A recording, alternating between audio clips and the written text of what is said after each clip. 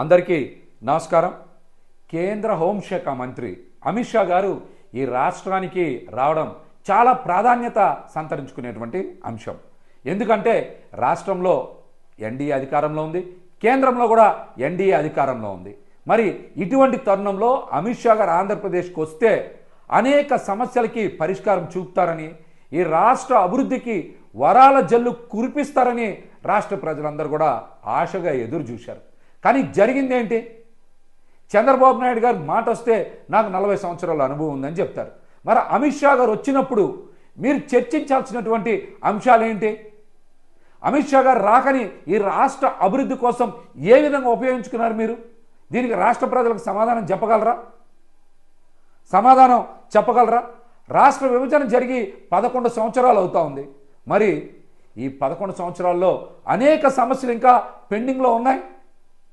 గతంలో జగన్మోహన్ రెడ్డి గారు అధికారంలో ఉన్నప్పుడు కేంద్రంలో ఎన్డీఏ అధికారంలో ఉంది. కానీ ఈ రోజున ఆంధ్రప్రదేశ్లో ఎన్డీఏ ఉంది, కేంద్రంలో కూడా ఎన్డీఏ అధికారంలో ఉంది.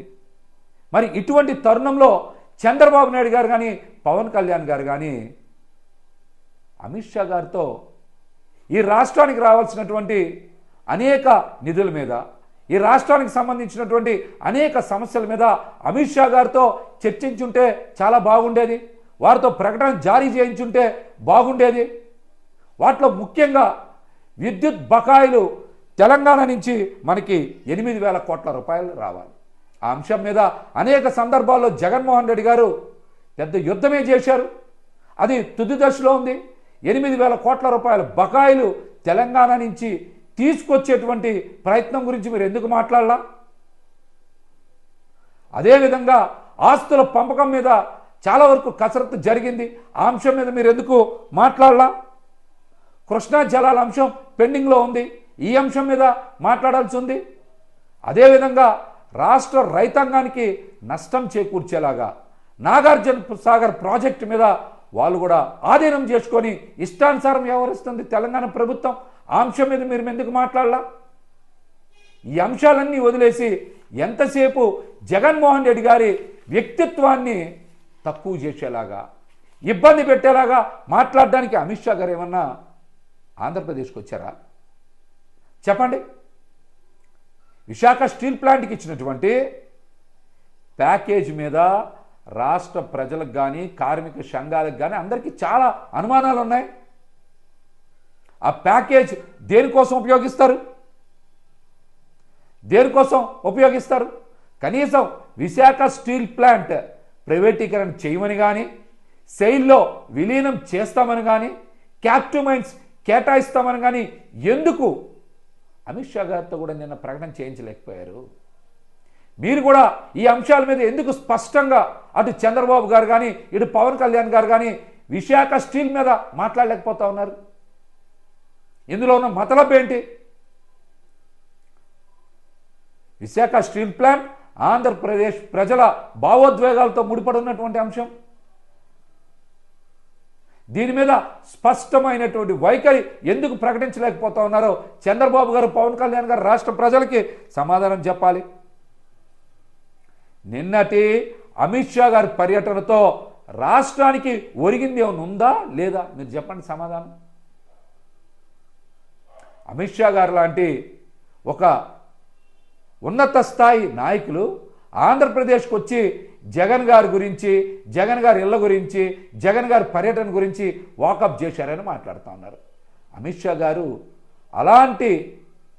అలాంటి కింది స్థాయికి దిగజారి మాట్లాడతారని మేమెవరం కూడా అనుకోవట్లా.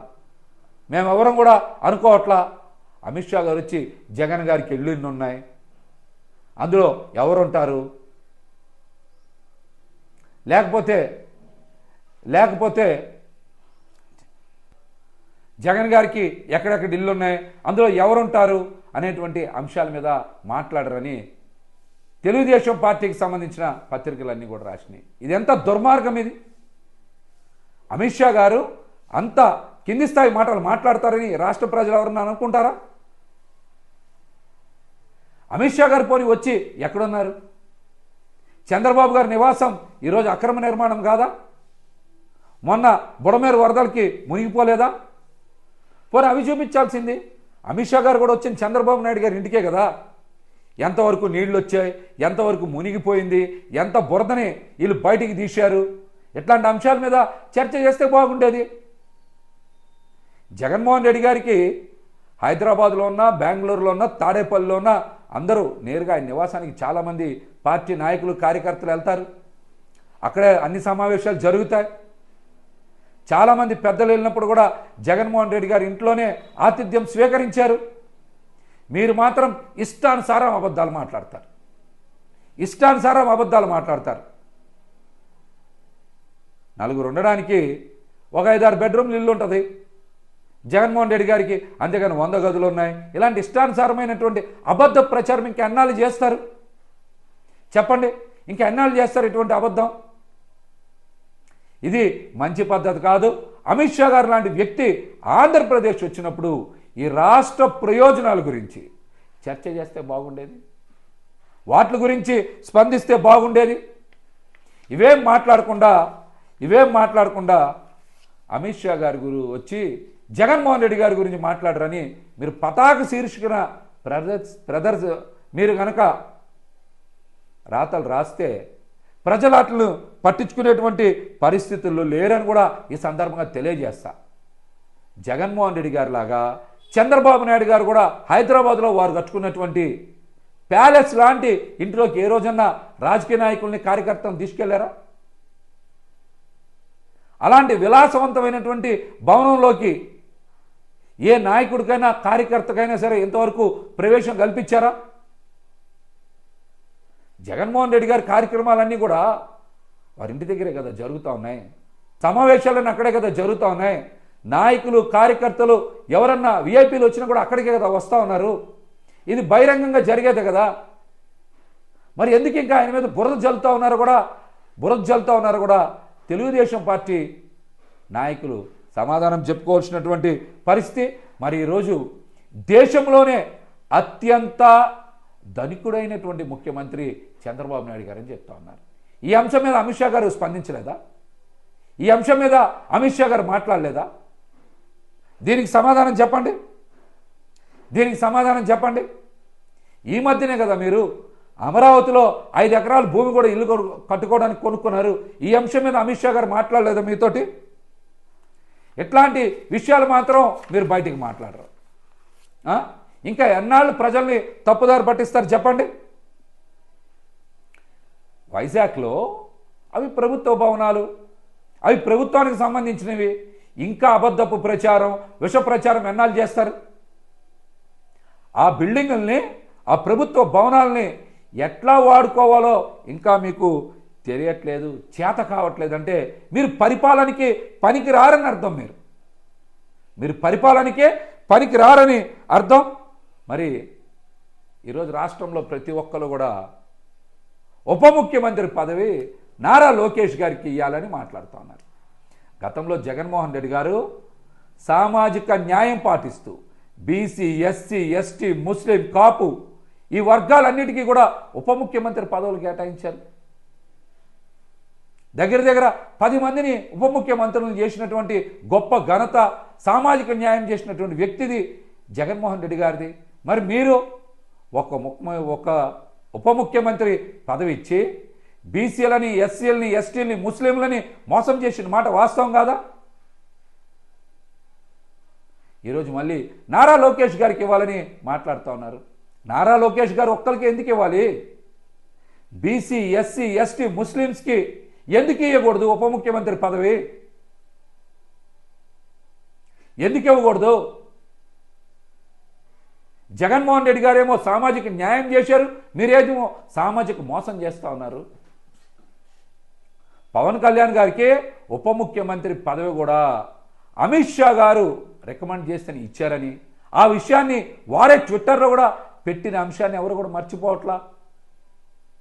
ఈ రోజున ఎట్టి పరిస్థితుల్లో నారా లోకేష్ గారికి ఉప ముఖ్యమంత్రి పదవి ఇచ్చి తీరాలని కుటుంబంలోనే చాలా అలజడి నడుస్తూ ఉందంట.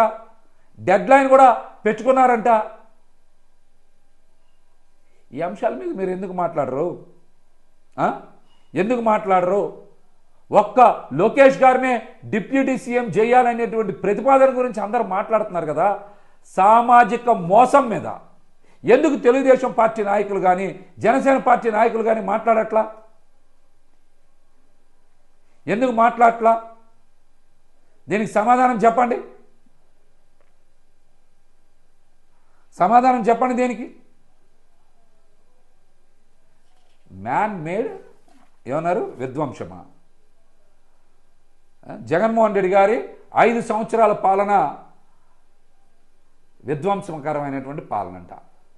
విధ్వంసకరమైనటువంటి పాలన అంటే పేద సామాన్య వర్గాలకి సొంత ఇంటి కళ నెరవేర్చడం కోసం 30 లక్షల పైచిలకు ఇళ్ల పట్టాలు ఇచ్చి మరి నిర్మాణాన్ని చేపట్టినటువంటి పాలన విధ్వంసకరమైన పాలన.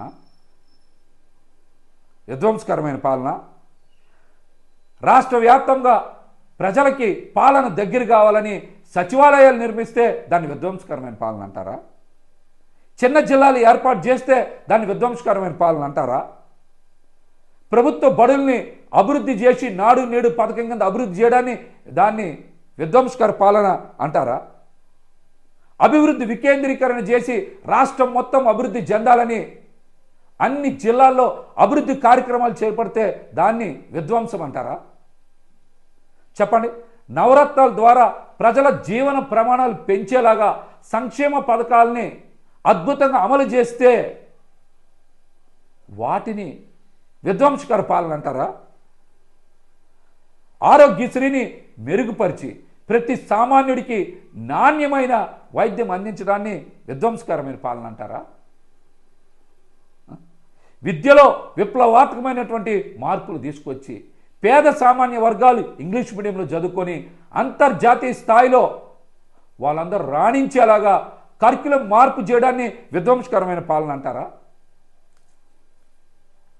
హార్బర్లు, పోర్ట్లు, మెడికల్ కాలేజీలు, పోలవరం ఇట్లాంటి అభివృద్ధి కార్యక్రమాలు చేపడితే దాన్ని విధ్వంసకర పాలన అంటారా? చెప్పండి. విధ్వంసకర పాలన అంటారా?